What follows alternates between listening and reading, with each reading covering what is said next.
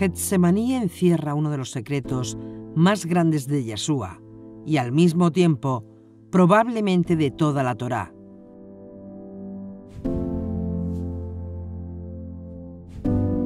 La palabra Getsemaní tiene un marcado acento hebreo porque procede de dos términos, gat, que significa prensa, lagar, y por otro lado tezagá, semen, que significa también aceite, óleo. De ahí su significado, lagar de aceite, prensado de aceite, machacado de aceite.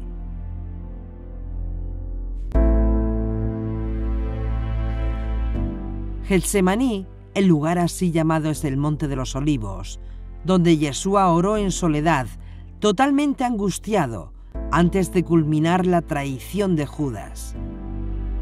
La historia de Getsemaní es narrada en cada uno de los 4 evangelios, aunque solamente Marcos y Mateo refieren el lugar con el nombre de Getsemaní. Ellos hablan de una región y solamente su nombre sugiere huerto de olivos. Mateo 26, 36, Marcos 14, 32. Lucas lo llama el lugar, sobre el Monte de los Olivos, Lucas 22, 39, 40. Y Juan localiza el lugar al otro lado del torrente Cedrón y lo denomina huerto, jardín, y así es como se deriva el huerto de Getsemaní. Juan 18, 1. De ahí huerto de los olivos. Fue en este lugar donde se nos narra a un Yeshua totalmente angustiado, totalmente apenado y destrozado. Aunque estos pasajes son muy conocidos en todo el mundo y se han escrito ríos de tinta para explicar el pasaje, vamos a abordar este tema como nunca antes. Posiblemente lo escuchaste.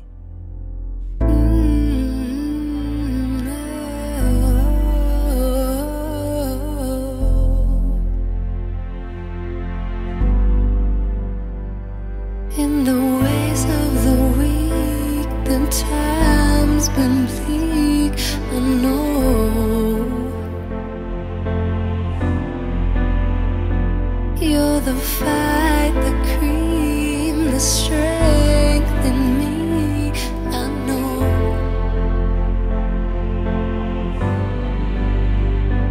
And you're driving me crazy.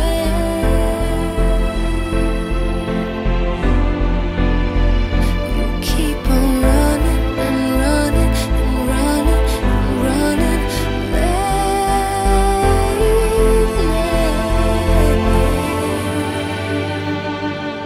Slow down, you go too fast now.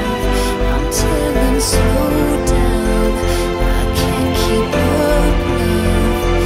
Your heart is shrinking faster, and baby, there's no laughter coming out of your mouth, out of your soul, out of your soul.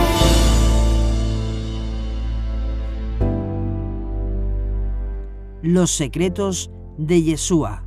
Capítulo 4. El secreto de Getsemaní. Parte primera. Sweet lover,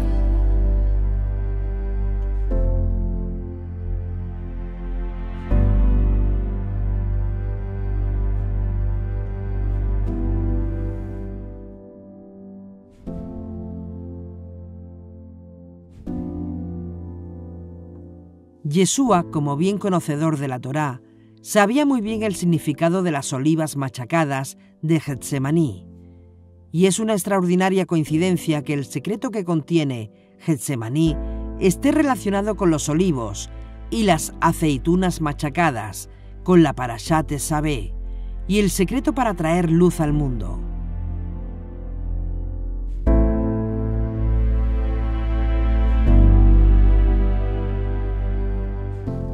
Yeshua conocía muy bien lo que Dios le dijo a Moisés, que ordenara al pueblo de Israel traer aceite de oliva puro, machacado a mano, lo que hoy día en España es denominado aceite oliva virgen extra, para encender las luces de la menorá de 7 brazos. Y segundo, otra cosa importante que tiene esta parashá: Dios ordenó vestiduras especiales para los Kohanim, vestiduras especiales para el sumo sacerdote. Y Aarón fue vestido como indicó Dios. Se presentó delante de Moisés, fue ungido con aceite, y después el resto de los sacerdotes.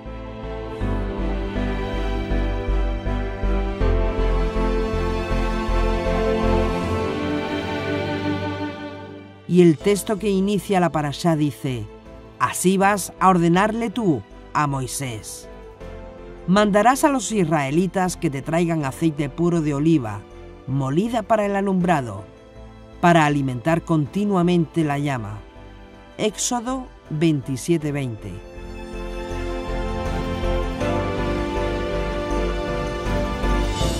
Es decir, aceite cristalino, aceite puro, aceite virgen extra.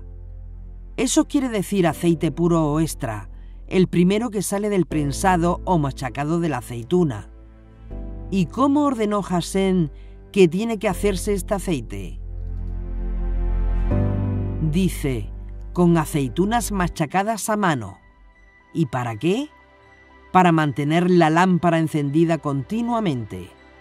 Destaca ahí una palabra que es cuanto menos impresionante. Dice, Eieleja, para ti. Moisés, dile que traigan aceite para ti.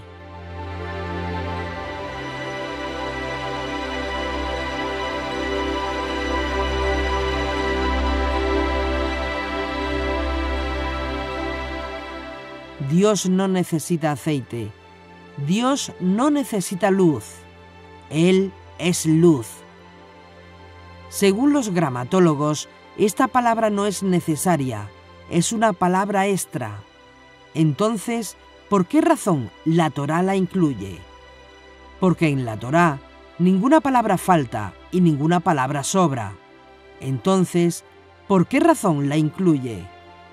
Maimónides explica que era necesario llevar el aceite a Moisés para que el propio Moisés comprobara si se había procesado correctamente.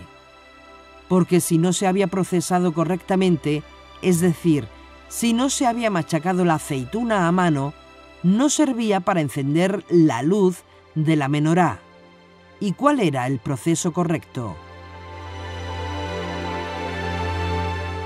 Tenían que hacer el machacado a mano, es decir, una persona con su mano golpeando con un instrumento especial las aceitunas, hasta que saliera ese aceite escondido dentro. Y esto contiene una gran sabiduría para todos. El misterio de la oliva, el gran secreto que está escondido dentro de ella. Y este es el asunto.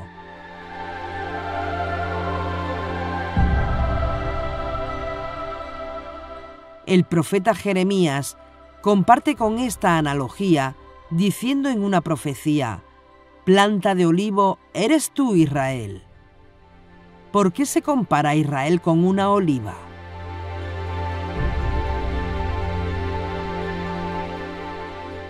Porque al igual que la oliva pasa por muchos procesos diferentes de molido, así y solamente así aparece el producto final, que es en primer lugar combustible para la menorá.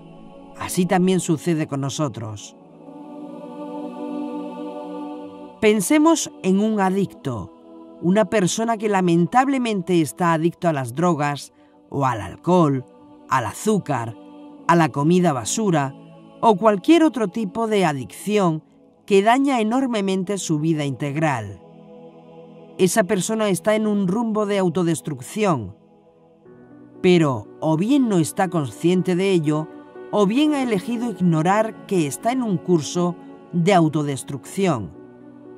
Permitir que continúe así, sin presionarlo, para que obtenga la ayuda necesaria, es un acto de crueldad.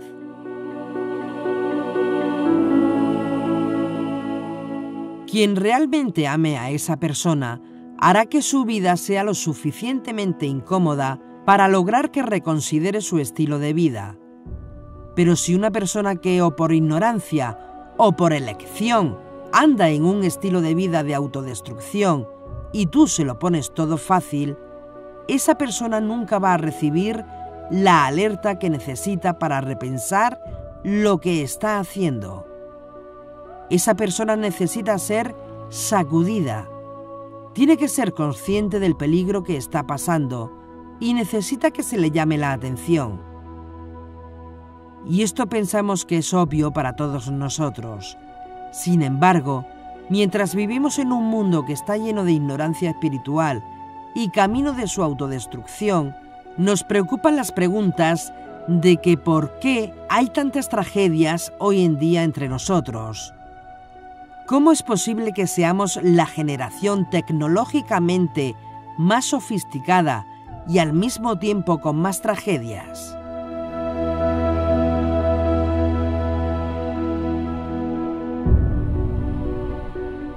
Pareciera que Dios nos está sacudiendo, porque a todas luces, cuando uno mira lo que está ocurriendo alrededor nuestra, nosotros nos damos cuenta que la gente ignora el peligro que está corriendo.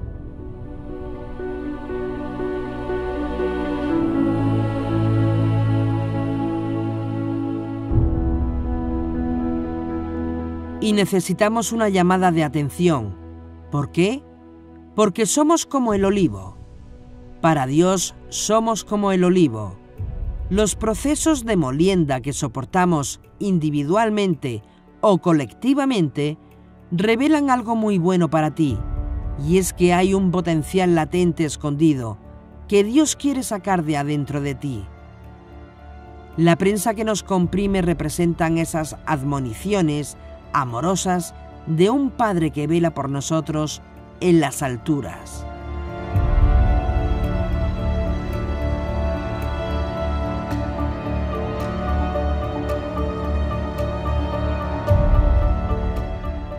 Traemos la historia de un judío de Brooklyn que no guardaba nada, ni incluso Shabbat, secular completamente, pero le gustaba ir a Israel, al Muro de los Lamentos en Jerusalén, tocarlo y estar ahí un rato. Y ese era su judaísmo.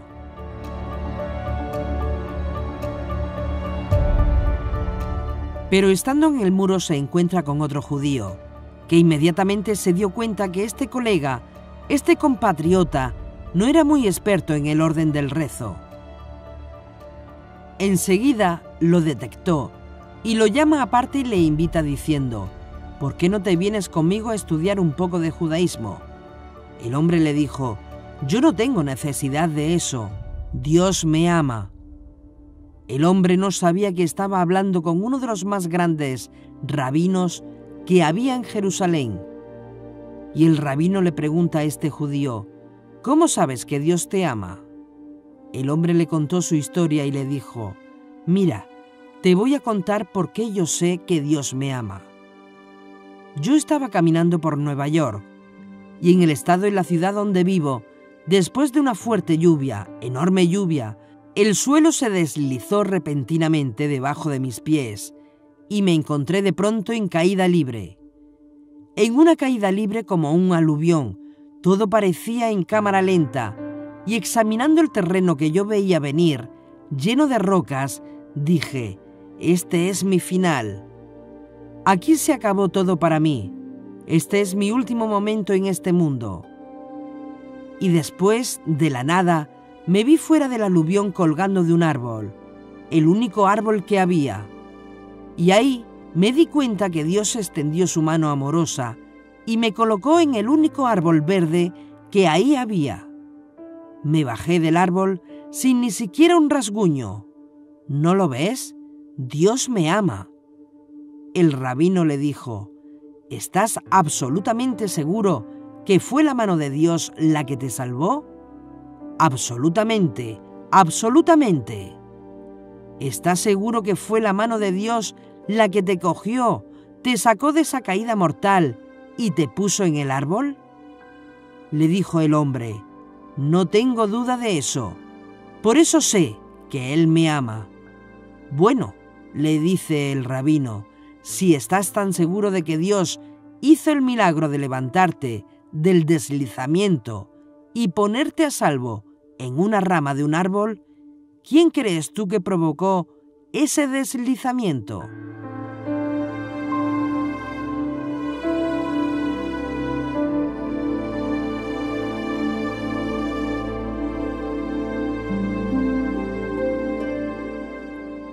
El hombre se quedó pensando.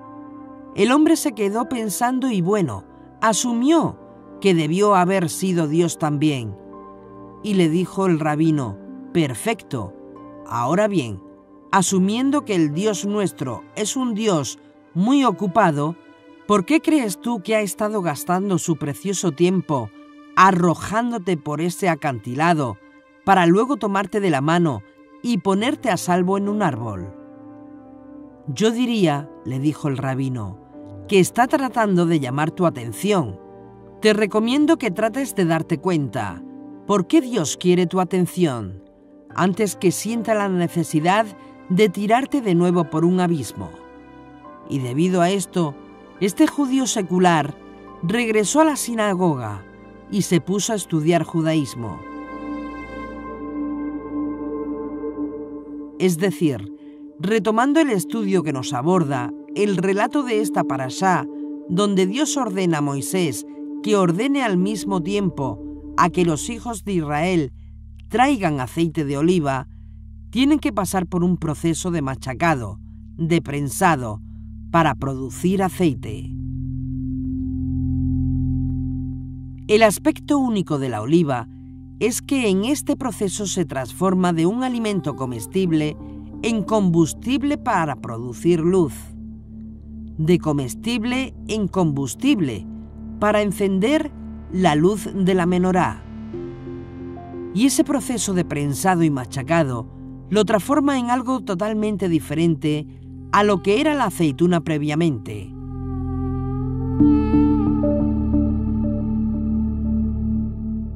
¿Por qué decimos esto? Porque todos pasamos de cuando en cuando por estos tipos de procesos de prensado, y duele. La prensa duele.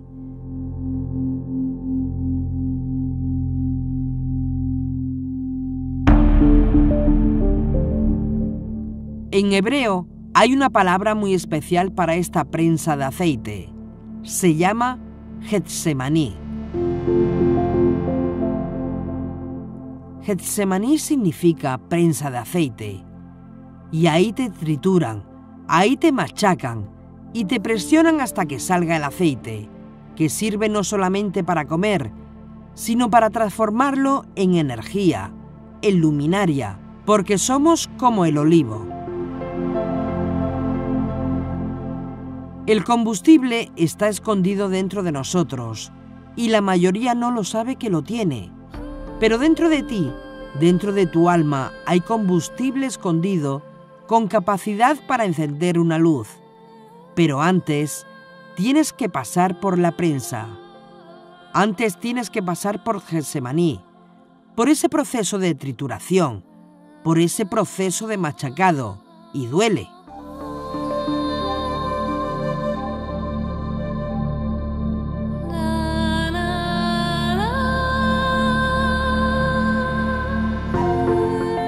El holocausto fue una prensa de aceite para Israel. Muchos historiadores y exegetas están de acuerdo que sin el holocausto, hoy en día no tendríamos al Estado moderno de Israel. No vamos a entrar en este tema tan sensible y preferimos unirnos a Benjamín Netanyahu, cuando dijo recientemente que él prefería pensar que si hubiésemos tenido un Estado judío, no habría ocurrido el holocausto. Pero no fue así, y tenemos que mirar la vida como es, como sucede y como llega. Y la realidad es que el holocausto pasó, y no hay otra forma de verlo como un severo e incomprensible proceso de machacado, porque Israel, como dice el profeta Jeremías, es un olivo plantado por Dios en medio de la tierra. Y si pasamos por ese proceso de prensado y machacado en frío, quejándonos murmurando y acusando a los demás de mi tragedia, de nada sirve el proceso. Porque el mismo que extendió la mano y lo puso encima de la rama del único árbol que había, fue el que provocó el deslizamiento. Muchos están siendo llamados por Dios a moverse más allá de donde ahora se encuentran, en su servicio a Dios.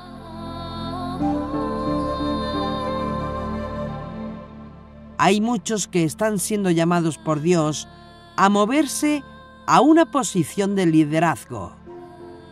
Para ser líder, tú tienes que desarrollar dos cualidades importantes y fundamentales, aquellos que quieran enseñar de Torá, etc. Hay dos cualidades fundamentales que Dios espera de un líder. Primero, lealtad. La lealtad tiene que ser la primera característica de un líder, porque en la lealtad están escondidos todos los demás atributos de liderazgo. De la lealtad fluyen la honestidad, la confianza, la transparencia, la devoción, la rectitud y la amistad. Donde la lealtad no está presente, abunda la desconfianza, la traición, la ilegalidad, la hostilidad y la desvergüenza. No podemos ser líderes si no nos vestimos con las vestiduras de la lealtad. La lealtad a Dios, la lealtad a la Torá, la lealtad al Mesías, la lealtad a tu rabino, la lealtad a quien te enseña Torá, la lealtad a tu jefe, la lealtad a tus compañeros, la lealtad a tu esposo, a tu esposa, la lealtad a tus estudiantes, la lealtad con tus socios, etc. Nadie nace leal. Tenemos que aprenderlo en el camino.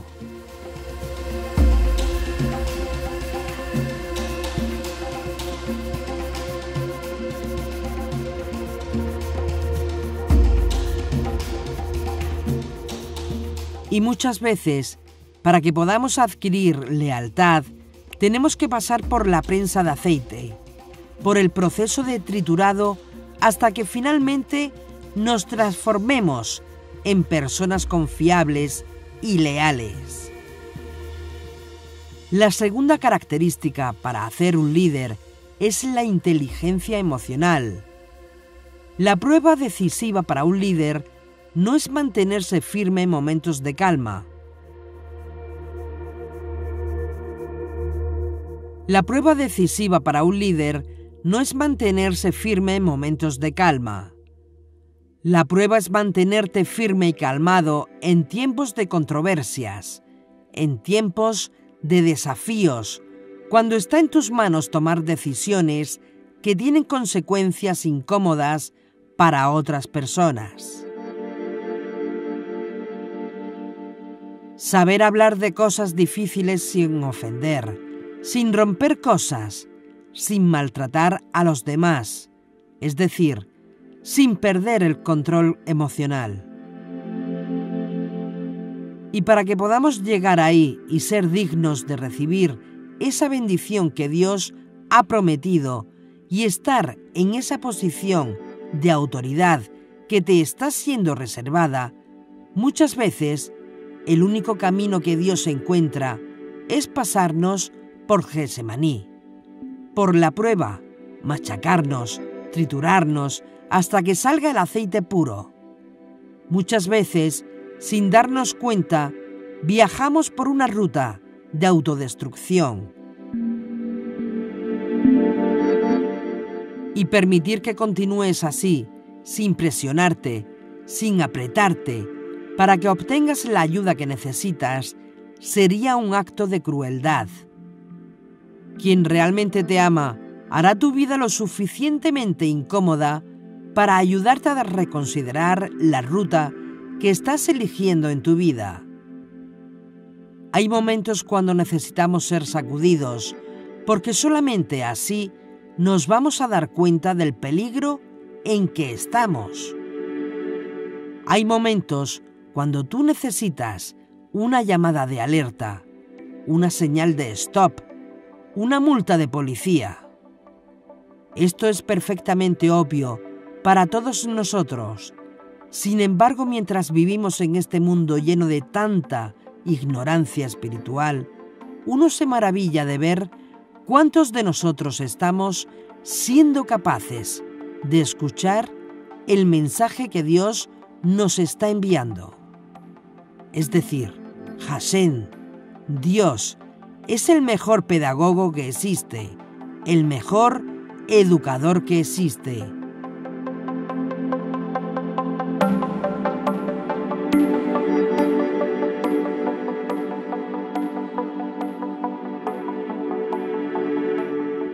Y un educador no es simplemente alguien que te enseña cosas, porque enseñar puede cualquiera, educar muy pocos. Educar es otra cosa diferente. Un buen educador es aquel que es capaz de sacar lo mejor que está dentro de ti. Un buen educador es uno que sea capaz de despertar tus habilidades escondidas y transformarte en luz. Y si alguno encuentra a alguien que despierta en ti el detonante del servicio a Dios, que despierta dentro de ti la pasión por Hashem, que te empuja hacia el encuentro con tu destino profético, ese es un maestro, ese es un educador auténtico. Síguelo, siéntate a sus pies, bebe hasta del polvo que se levanta en su caminar por la vida. Síguelo.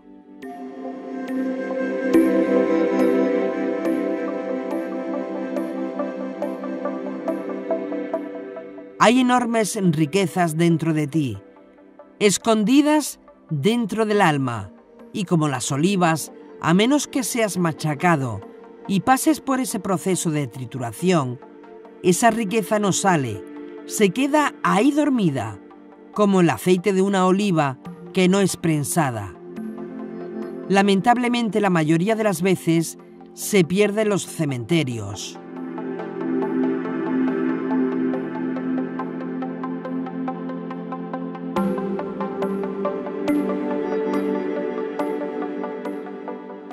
Hay momentos en la vida cuando Dios te pone en una situación donde tú te sientes atrapado, impotente, confundido, desorientado, perdido, inmovilizado, sin saber qué hacer. Hay momentos en la vida donde Dios te trae cambios, en momentos de transición, donde debes tomar decisiones trascendentales que van a afectar tu vida para siempre.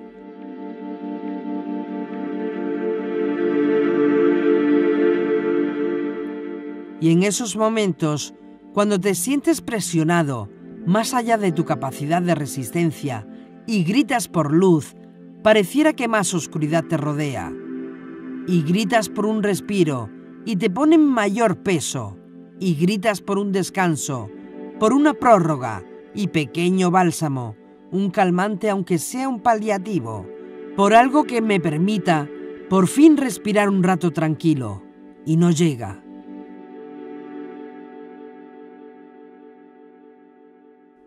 Cuando esos momentos te alcanzan, recuerda que tú eres olivo. Tú no eres una vasija vieja y desechada. Recuerda, eres olivo plantado por Dios. Y todavía tú tienes mucho que dar. Hay mucho combustible escondido dentro de ti. Y todavía el mundo espera tu luz. Ese es el mensaje. Y Dios nos está presionando para que ese aceite escondido salga y una lámpara pueda ser encendida en algún lugar del mundo. Y una luz sea vista de nuevo en la oscuridad que rodea nuestra generación.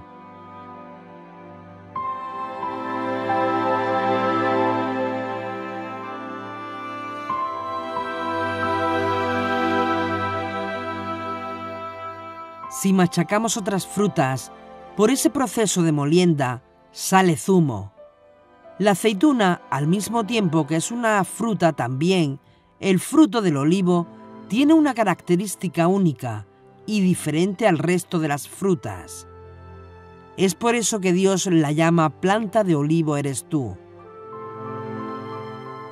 Y esa característica es que en su proceso de trituración se transforma de un alimento comestible en un combustible capaz de producir luz. Y eso no lo hace la banana, ni el coco o la manzana, pero sí la oliva.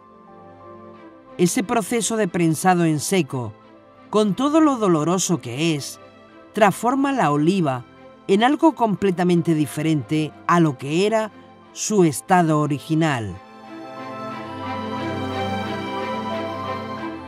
Y dentro de nosotros hay una enorme energía escondida.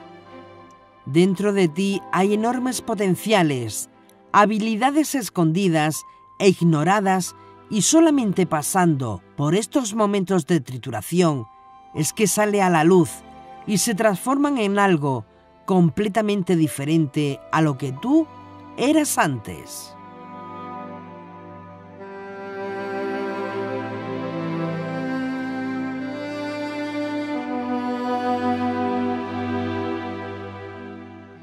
Huir de la prensa, huir de Getsemaní, del proceso de machacado, es huir de la transformación. Es alejarte de la posibilidad de descubrir tus riquezas escondidas. Es privarse de la posibilidad de alcanzar y descubrir recursos escondidos que tú llevas dentro y que no sabías. No huya de Getsemaní, aun cuando duela. Yeshua de memoria bendita, Yeshua ben Yosef, fue llamado Ben Elohim, Hijo de Dios, pero eso fue solamente el potencial. Para lograrlo tenía que sufrir, y por eso está escrito, por lo que sufrió, aprendió la obediencia. Hebreos 5:8.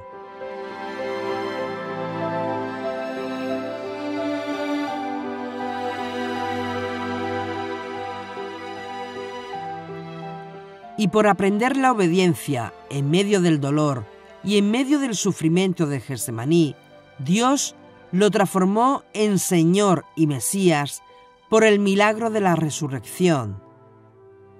Y por eso es que Yeshua no puede ser Dios como enseñan muchos pseudopastores con terminología hebrea, porque si no todo sería un cuento chino.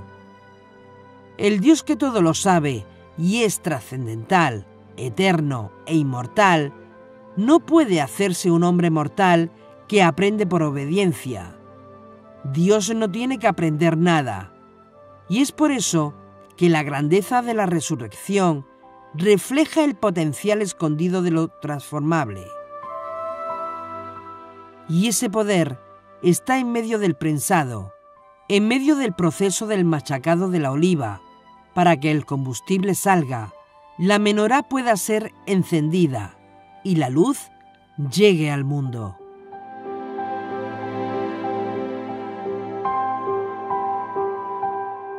El proceso de machacado es similar a cuando en un gimnasio expones tus músculos al dolor. Y es en ese proceso que el músculo se va haciendo más y más fuerte. Cuanto más esfuerces tus músculos y más dolor sientas, más fuertes se harán.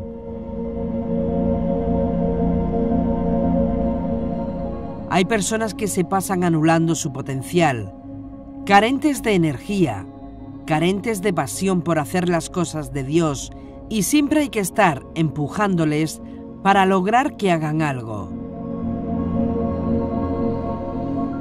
Y para despertarnos de ese letargo, de ese sedentarismo espiritual tan peligroso, Dios tiene que sacudirnos muchas veces.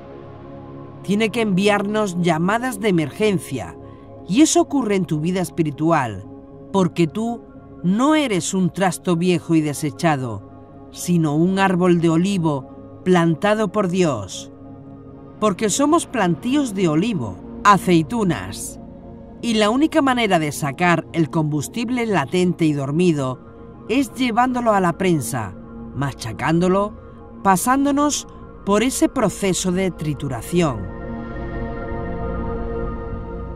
Dentro de ti hay una enorme energía espiritual, enormes potenciales dormidos, enormes habilidades ignoradas, y solamente pasando por esos procesos te puedes transformar.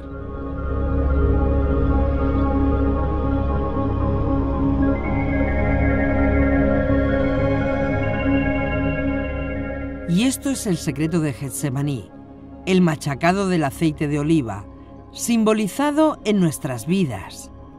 Sin embargo, la lectura de la Torá de esta parashá, que muy bien conocía Yeshua, nos habla de algo más que el aceite. Describe las prendas especiales que llevaban los Kohanim, los sacerdotes, para poder entrar al santuario. Si no se ponían esas vestiduras, no podían entrar al santuario. No importa lo limpio que estuviera el cuerpo, si no tenía esas vestiduras, no podía entrar al santuario. Y esas prendas o esas vestiduras sacerdotales no eran cualquier cosa. En el antiguo Israel, los sacerdotes no podían servir a Dios si no tenían esas vestiduras especiales puestas. Estas vestiduras, la Torá las describe como vestiduras de gloria y vestiduras de honor. Ver a los sacerdotes y al sumo sacerdote con estas vestiduras de gloria y de honor asombraba a cualquiera.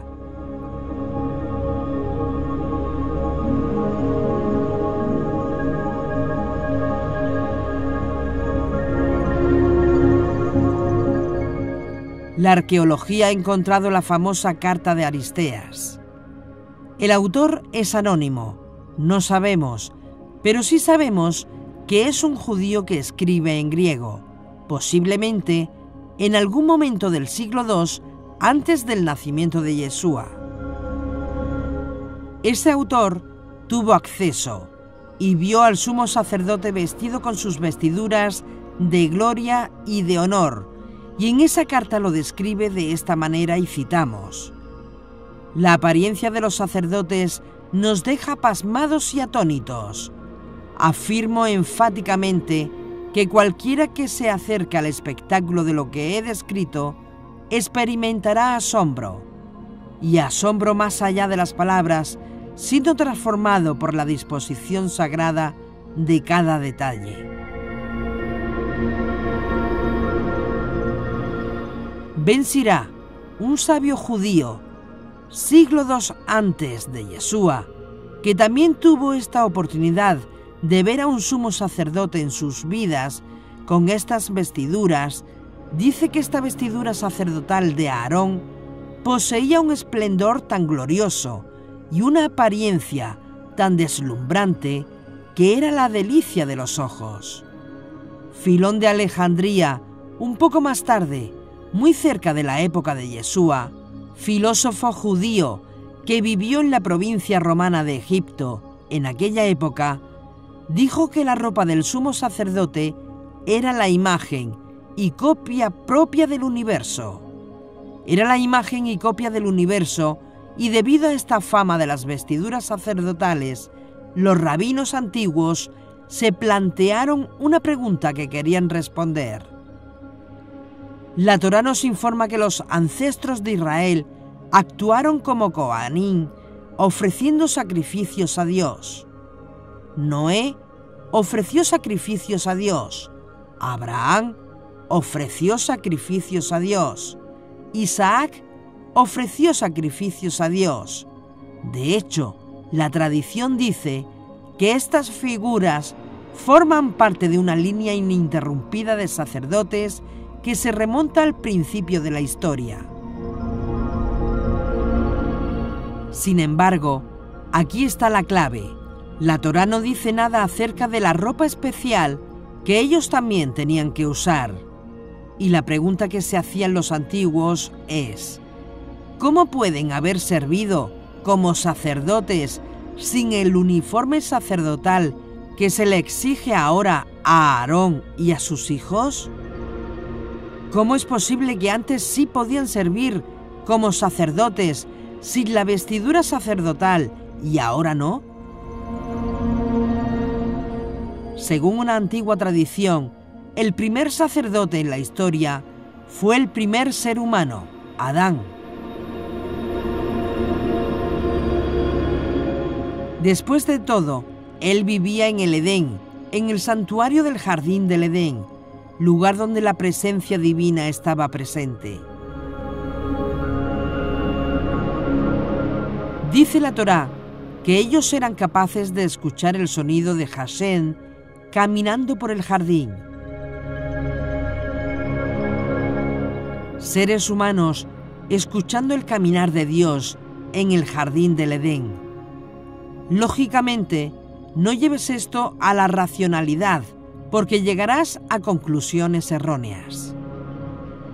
Siguiendo el estudio, naturalmente Adán debió haber ofrecido sacrificios a Dios allí en el jardín, solo que hay un problema. Estaba desnudo, no tenía ropa, y según la Torá escrita, que vino después, un sacerdote tenía que vestirse con modestia, no llamar la atención a sus partes íntimas. Y aunque se decía que Adán y Eva tenían algún tipo de vestido de gloria en su piel, aparentemente no eran suficientes para permitir que Adán sirviera como sacerdote. Sin embargo, justo antes de la expulsión del Edén a la pareja, Dios le dio vestimentas especiales, vestimentas de piel que Adán y Eva usaron. Obviamente, estas vestimentas no eran cualquier cosa, tenían que haber sido una maravilla, porque imagínense, Dios mismo las preparó para ellos. Y dado que la Torá usa para esas ropas la misma palabra, túnica, que se usa después para describir las vestimentas del sumo sacerdote que se estudia en esta parte de la Torá, la lógica conclusión es evidente. Dios había equipado a Adán con las primeras vestimentas sacerdotales de la historia. Por eso, una vez que Adán recibió esta vestimenta sagrada, se dice que ofreció un sacrificio de incienso y otras especies aromáticas, como su primera ofrenda sacerdotal. Por supuesto, Adán no ofreció un sacrificio cruento, porque él era vegetariano todavía, no comían carne.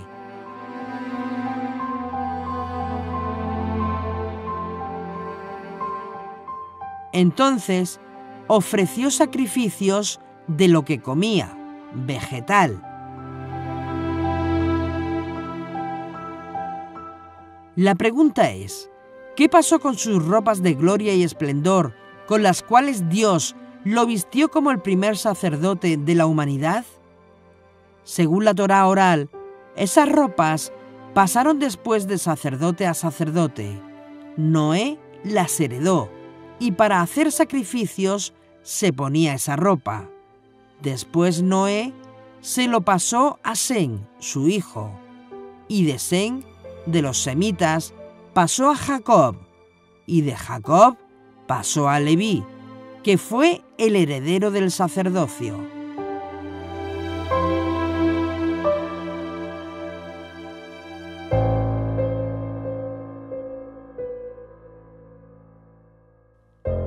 ¿Qué pasó con esas prendas sacerdotales originales?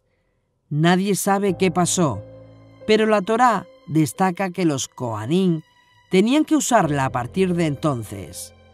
Todo eso se ha perdido. La pregunta es, ¿quién tendrá ahora el honor de usar de nuevo esas vestiduras que Dios hizo para Adán, el primer sumo sacerdote?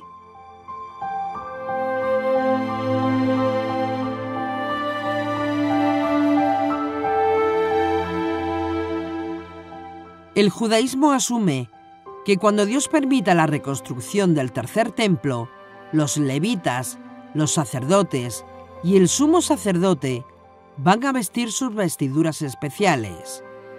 Eso está bien y lo entendemos, pero la pregunta es, ¿dónde están esas vestiduras de gloria que Dios hizo para Adán. ¿Quién podrá llevarlas ahora?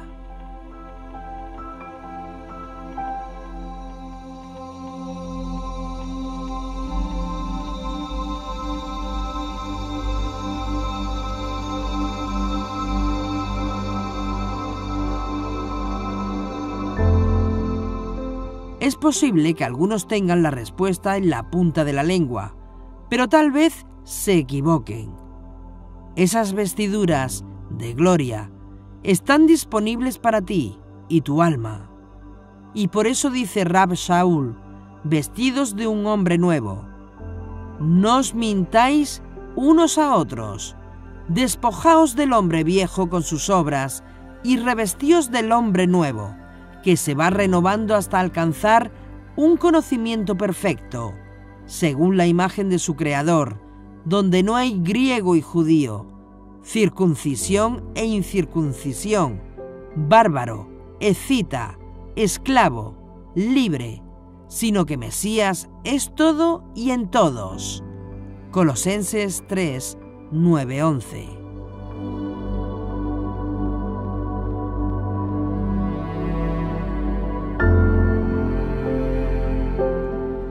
Es decir, vestíos de un hombre nuevo creado por Dios, ese vestido creado por Dios para justicia y santidad de la verdad. Pónganse ahora esas vestiduras de Dios. Pero para lograr eso, se requiere sacrificio, se requiere la anulación de uno mismo. Entonces, para concluir este capítulo, queremos unir ambas ideas. La idea de la aceituna machacada para producir combustible, para encender la luz, y las vestiduras de gloria de la santidad, de la verdad.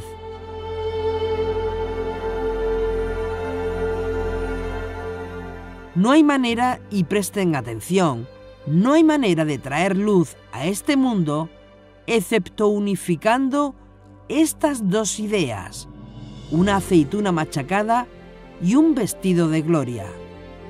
La aceituna machacada nos habla del concepto de bitul, de la anulación de uno mismo, por medio del sacrificio personal, es decir, de pasar por ese proceso de prensado.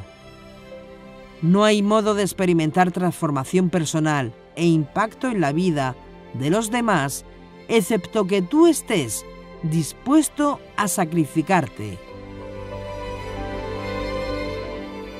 Hay momentos cuando nos toca sacrificar tiempo, sacrificar confort, sacrificar recursos y riqueza personal, sacrificar deseos, sacrificar sueños e incluso sacrificar la vida para lograr el milagro de la transformación. Cada día que pasa, estos grandes ideales que acompañaron la experiencia de aquellos grandes hombres, de los cuales Yeshua se levanta como un punto de referencia supremo. Él está dispuesto a sacrificar su propia vida en aras de cumplir la misión que Dios le había confiado. Cada día que pasa, decimos, esos grandes ideales y esos grandes valores se desvanecen lamentablemente en nuestra modernidad.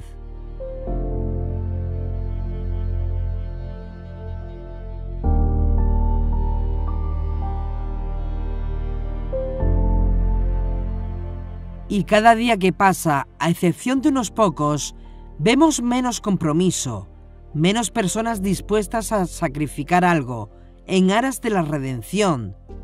Vivimos en la generación de no quiero, no puedo, no tengo ganas. Vivimos en la generación de la comodidad. Todos queremos resolverlo fácil y rápido, con una simple aplicación en nuestros teléfonos inteligentes. Hoy en día, hasta para llamar por teléfono, algunos se vuelven perezosos. Ya no estamos conformes con el 4G. Ahora vamos por el 5G. Es como ver caminar una tortuga, 4G, y una liebre, el 5G. Y está bien avanzar. no entiendan mal este planteamiento. Está bien superarnos, es más, debemos superarnos. Pero la idea no es esa. La idea es que nos encontramos en una generación de avances como el mundo antiguo jamás soñó, y en vez de ayudarnos en nuestra meta final e importante, nos aletarga.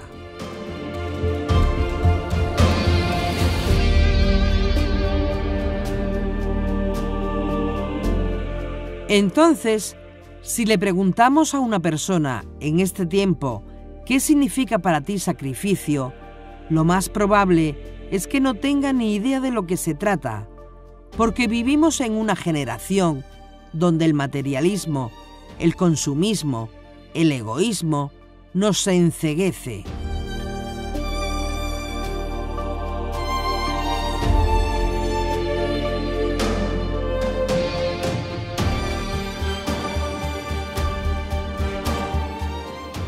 Si no utilizamos bien las nuevas y maravillosas herramientas modernas, dicho sea de paso, nos arruina, nos roba el potencial, nos roba la espiritualidad y lo peor de todo, nos roba esos momentos sagrados de conexión con Dios.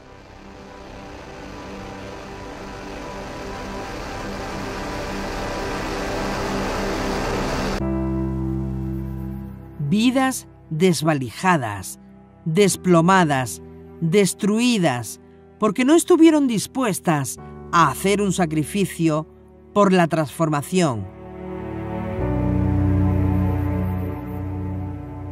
Antes de vestirlo con su ropa sagrada, Moisés cogió a Aarón, lo apretó con sus brazos y lo zarandeó. Lo zarandeó de izquierda a derecha y de arriba a abajo, que casi que lo ahogó. Porque solo cuando somos apretados y remecidos en la prensa de aceite, calificamos para llevar encima los vestidos de gloria y de santidad de la verdad. Getsemaní y las enseñanzas de la vida de Yeshua te está llamando a huir de la pereza, a alejarte del conformismo, a huir de ser un vago espiritual, y si estás dispuesto a permitirle a Dios que saque toda la riqueza escondida que llevas por dentro, aun cuando eso implique pasarte por la prensa de aceite.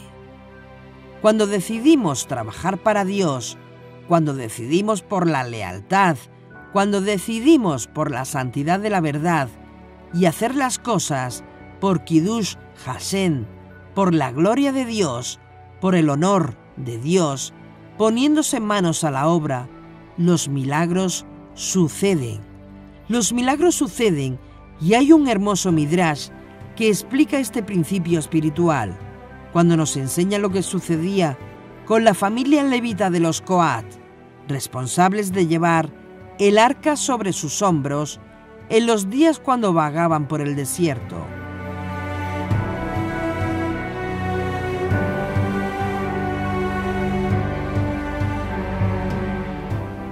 La familia levita de los Gersón tenían que transportar cosas también, pero dice la Torá que Dios a Gersón le dio carros y bueyes para que transportaran las cosas que ellos tenían que transportar. Estaban también la familia de los Merari.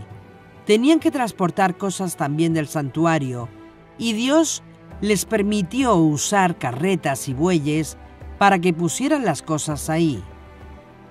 Pero cuando llegaron a los hijos de Coat, no se les dio ninguna carreta ni ninguna yunta de bueyes para ayudar. Lo que tenían que hacer era un sacrificio extra.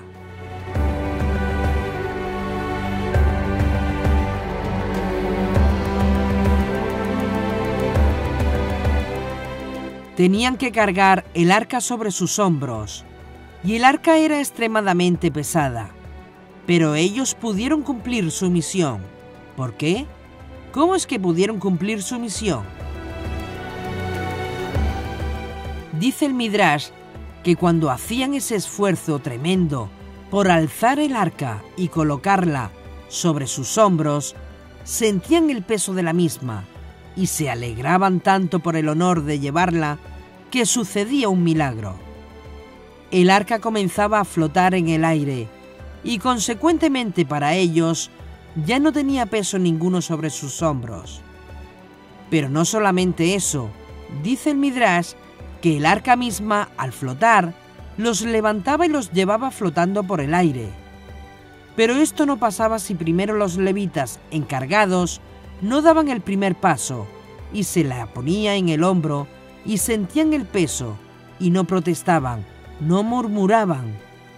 Todo lo contrario, sonreían por el honor del peso de servir al Dios de Israel, y cuando reían y se gozaban por el honor de llevar el peso de servirle, ocurría el milagro y el arca comenzaba a flotar y ellos se alzaban también. Ahora bien, los levitas de la familia de Coat sabían bien que ese milagro pasaba. Sabían que el arca se transportaba ella misma milagrosamente. Pero, ¿qué hacían? No se esperaban en un lado del arca, esperando que el arca misma se levantara y entonces meterse ellos a llevarla. Todo lo contrario, ellos se involucraron en el proceso. Si no daban el paso inicial, si no sentían primero el peso en el hombro y la alegría en el corazón de servir a Hashem, no pasaba el milagro. Fue ese esfuerzo el que mereció esa ayuda divina adicional, mediante el cual el arca entonces comenzaba a flotar y los elevaba a ellos también en el proceso.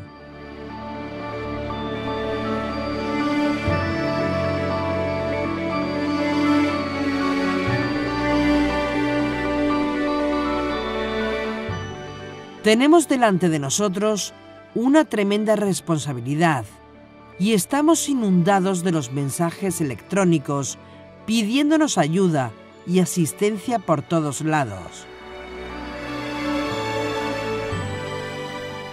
Y al mismo tiempo trabajando en esta gran maquinaria que requiere producir nuevas series documentales. Esto significa renunciar a muchas cosas de este mundo, pero porque el arca es pesada y hay que levantarla con los hombros, cuando lo hacemos con ganas, con pasión, con deseos de cumplir la misión encomendada, el milagro ocurre semana tras semana y mes tras mes, y lo mismo pasa contigo.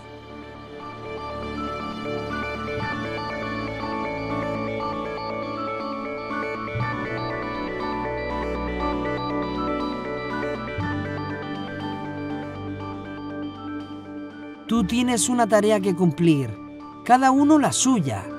Y es por eso que hay momentos que Dios te tiene que pasar por un proceso de transformación, de machacado en seco, como Yeshua en Getsemaní. Podemos ser machacados a un punto que pareciera que ya no puedes más. Pero ese prensado tiene la energía para dar de esa fuerza adicional que viene como resultado de tu firme intención de no renunciar, de no echarse atrás, de no tirar los guantes, de ir más allá de lo normal del sacrificio, en aras de cumplir la voluntad de tu Padre que está en los cielos. Un hombre robusto, sin sacrificio, no logra nada. Y ese es el llamado que Dios hace. Y ese llamado es el que vemos en Getsemaní.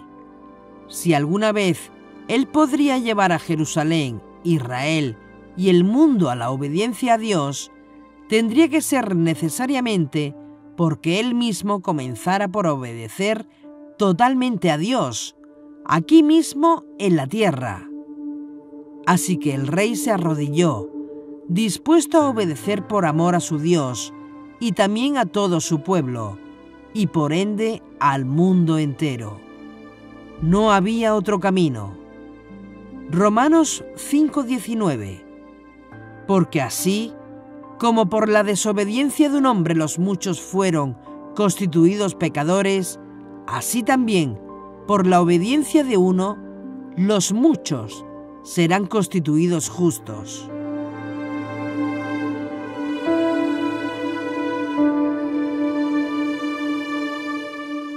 Una vez más, las Escrituras nos muestran a Yeshua con total honestidad y no se avergüenza de hacernos saber que cuando se enfrentó al precio de la obediencia, sus oraciones fueron acompañadas de clamor y lágrimas. Y oró que si fuese posible, pasase de él aquella hora, pero que se hiciera su voluntad y no la suya. Yeshua sabía bien que debía obedecer a Dios, empezando por su instrucción que le llegó de la Torá: obediencia a Hashem. Y tomando consigo a Pedro y a los 2 hijos de Zebedeo, comenzó a sentir tristeza y angustia. Entonces les dice: mi alma está triste hasta el punto de morir, quedaos aquí y velad conmigo. Y adelantándose un poco, cayó rostro en tierra y suplicaba así: Padre mío, si es posible, que pase de mí esta copa, pero no sea como yo quiero, sino como quieras tú. Viene entonces donde los discípulos y los encuentra dormidos, y dice a Pedro: ¿con que no habéis podido velar 1 hora conmigo? Velad y orad, para que no caigáis en tentación, que el espíritu está pronto, pero la carne es débil. Y alejándose de nuevo, por segunda vez, oró así: Padre mío, si esta copa no puede pasar sin que yo la beba, hágase tu voluntad. Volvió otra vez y los encontró dormidos, pues sus ojos estaban cargados. Los dejó y se fue a orar por tercera vez, repitiendo las mismas palabras. Viene entonces donde los discípulos y les dice: ahora ya podéis dormir y descansar. Mirad, ha llegado la hora en que el Hijo del Hombre va a ser entregado en manos de pecadores. Levantaos, vámonos. Mirad que el que me va a entregar está cerca. Mateo 26, 37-46. La pregunta es: ¿qué era lo que contenía la copa que tenía que beber?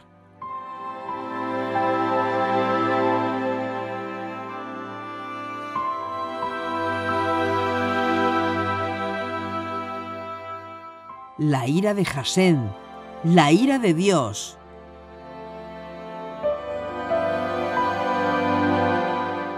¿Pero Dios acaso tiene ira? En Yesodei y Torah de Rambam, en donde se encuentra que Hashem no tiene emociones, sin embargo, muchas son las referencias en la Torah acerca de sentimientos de felicidad, ira, entre otros.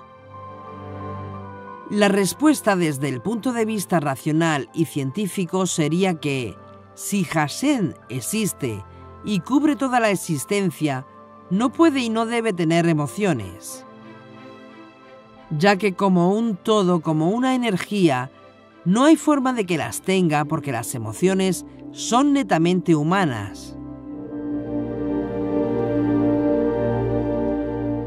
Y para algunos, se encuentran en muchos de los seres vivos, como animales, y se podría extender o extrapolar hacia los miembros del reino vegetal.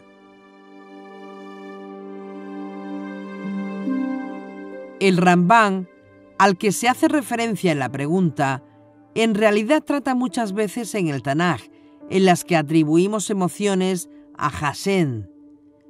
En el Moré Nebuchim, el Rambam analiza la emoción de Hashem.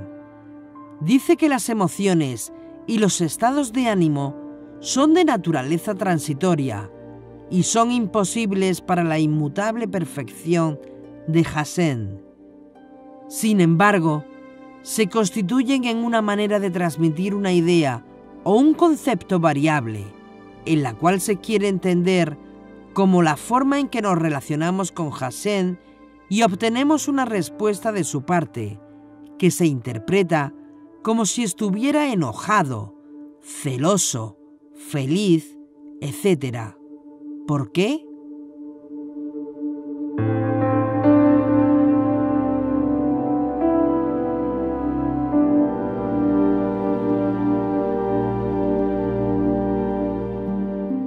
Porque para el judaísmo es totalmente inadmisible que el Eterno se convierta en un hombre para sentir o experimentar sensaciones humanas.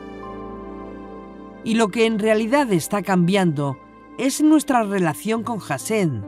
El resto fluye como una reacción inevitable a los cambios que hacemos en esa relación. Se da una respuesta muy similar con respecto a la oración. Nosotros no estamos cambiando la mente de Hashem cuando rezamos. Lo que estamos cambiando, quienes somos en nuestra relación para alterar la forma en que interactuamos con Hashem, y los resultados fluyen desde allí.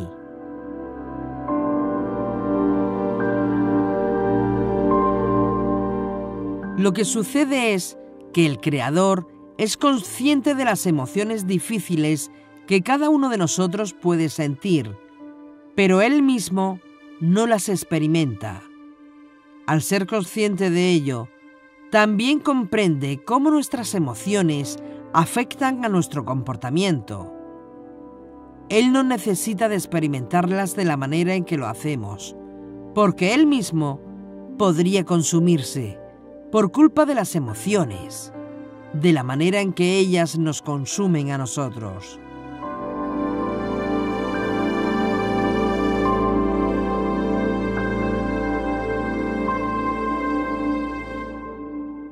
Y lo que Rambam explica lo compara con la siguiente analogía. Él compara el humor del Eterno con un fuego. Si pones hielo en el fuego, se derrite, luego se evapora. Si pones arcilla en el fuego, se endurece. Si pones madera en un fuego, se quema.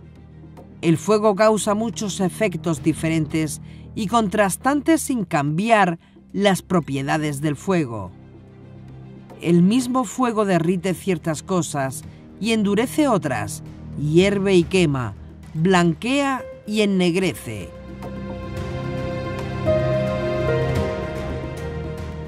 Son las propiedades de cada material individual las que provocan diferentes interacciones con el fuego.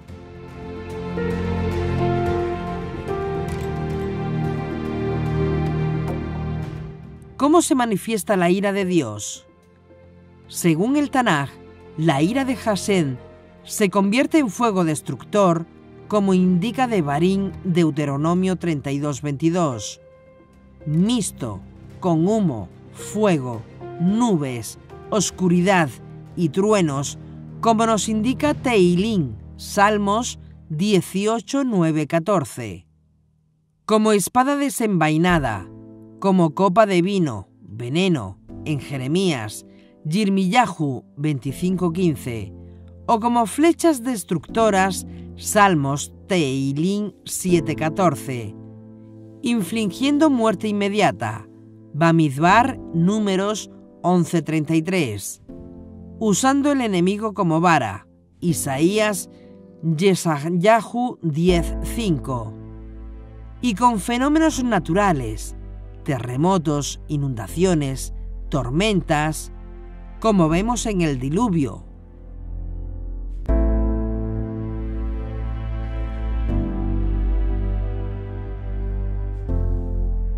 ¿Es posible resistirse, pues, a la ira de Hashem?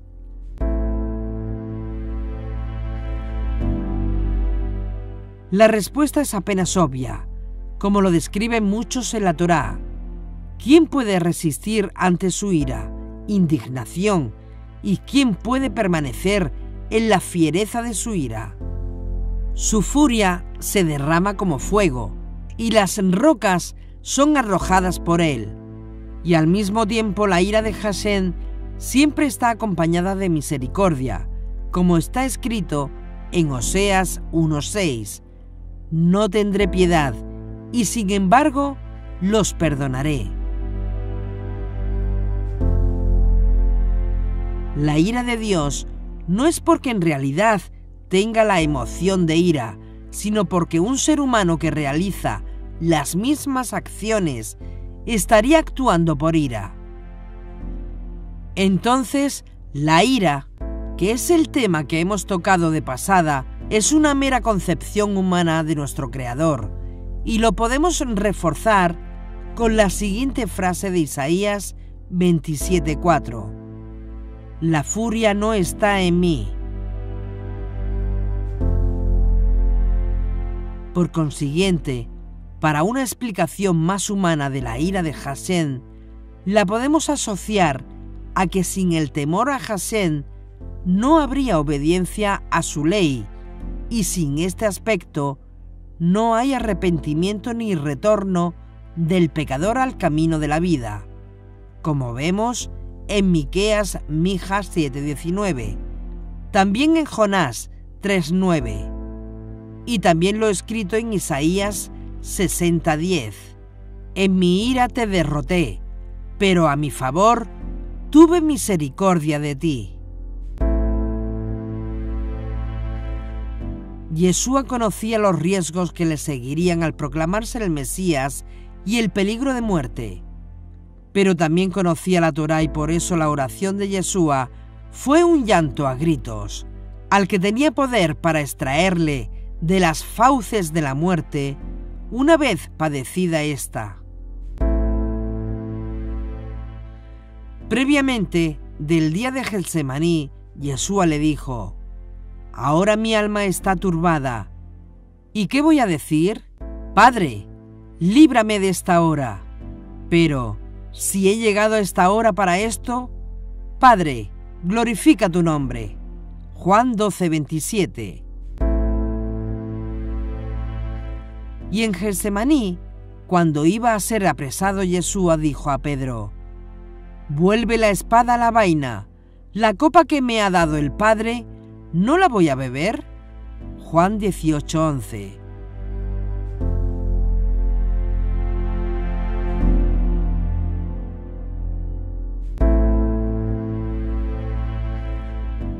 Yeshua, con conciencia profética y escatológica, bien recordaría: pues no me dejarás en el sepulcro, no abandonarás en la fosa a tu amigo fiel.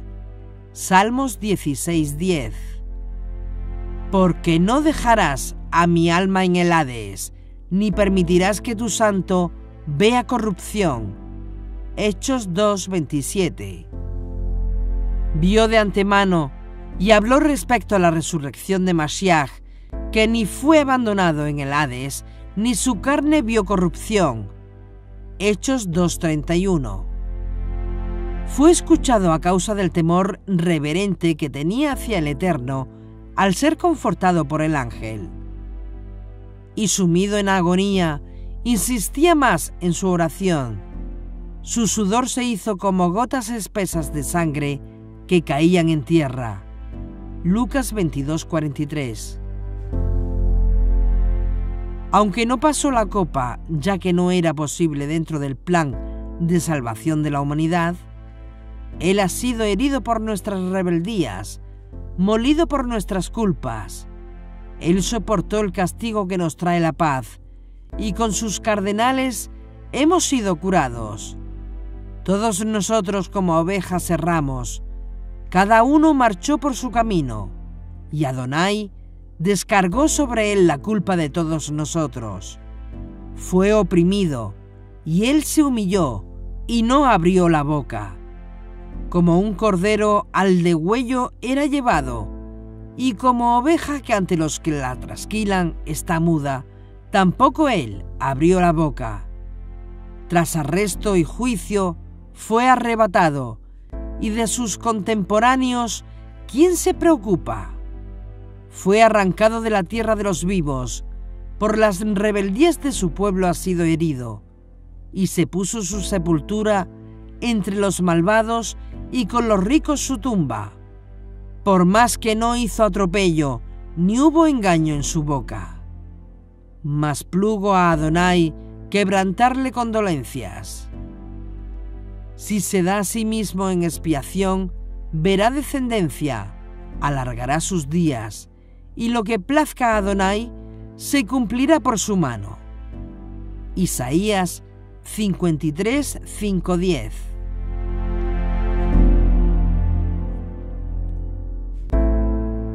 Por eso me ama el Padre, porque doy mi vida para recobrarla de nuevo.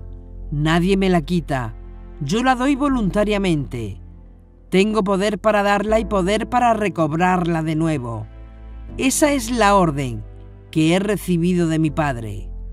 Juan 10, 17-18.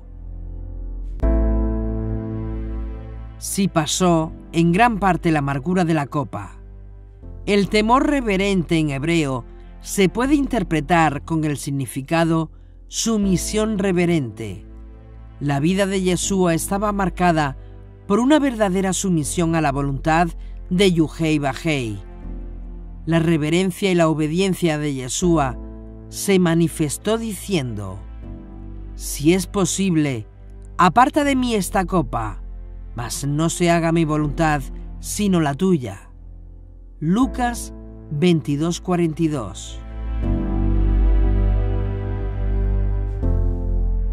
Yeshua aprendió de la Torá que esta sección que hemos estudiado en este capítulo, la Parashá Tetzaveh, tiene unas tremendas alusiones proféticas, teológicas y éticas impresionantes.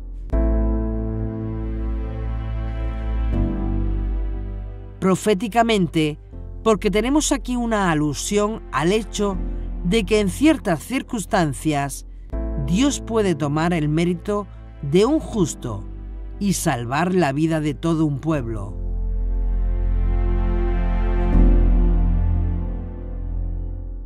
Teológicamente, porque en ciertas circunstancias, a pesar de ciertos mandamientos que han sido establecidos previamente, cuando la acción de los hombres va más allá de la letra de la ley y toca el corazón de Dios, Dios introduce enmiendas extraordinarias.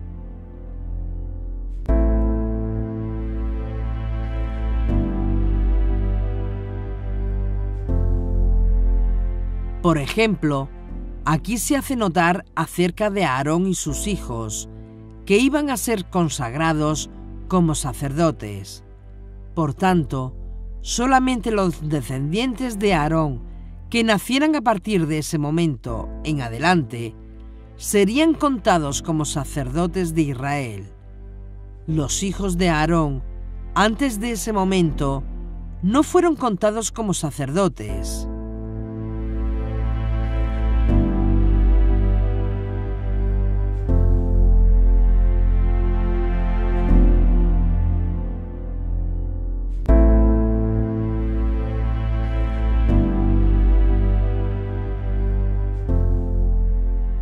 Pinhas, por ejemplo, nieto de Aarón, ya había nacido cuando tuvo lugar esta consagración establecida de la familia de Aarón y de sus hijos, como aparece en esta parashá.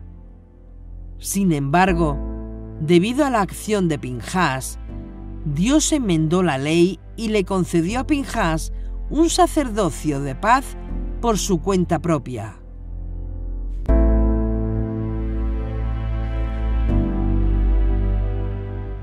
Pero la implicación más grande de esta parashá tiene que ver con el concepto de la ética judía del sufrimiento. Específicamente la filosofía judía del sufrimiento y la tragedia que ocurren de tanto en tanto en la experiencia de la vida humana. Y esto se ve aludido en el versículo que habla del aceite para el alumbrado de la lámpara sagrada, la menorá, dentro del lugar santo del santuario.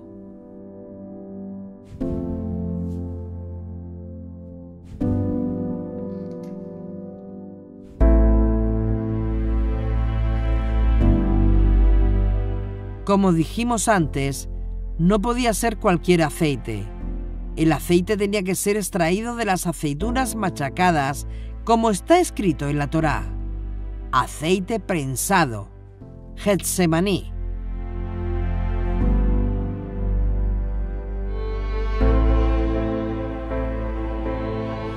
Y la pregunta ahora es: ¿necesita el santuario luz? ¿Necesita el santuario ser iluminado? ¿Para qué se estableció este precepto?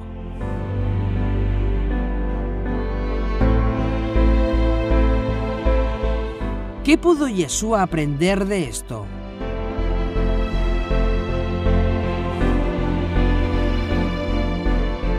Vamos a estudiarlo. Pero eso será en el siguiente capítulo de Los secretos de Yeshua.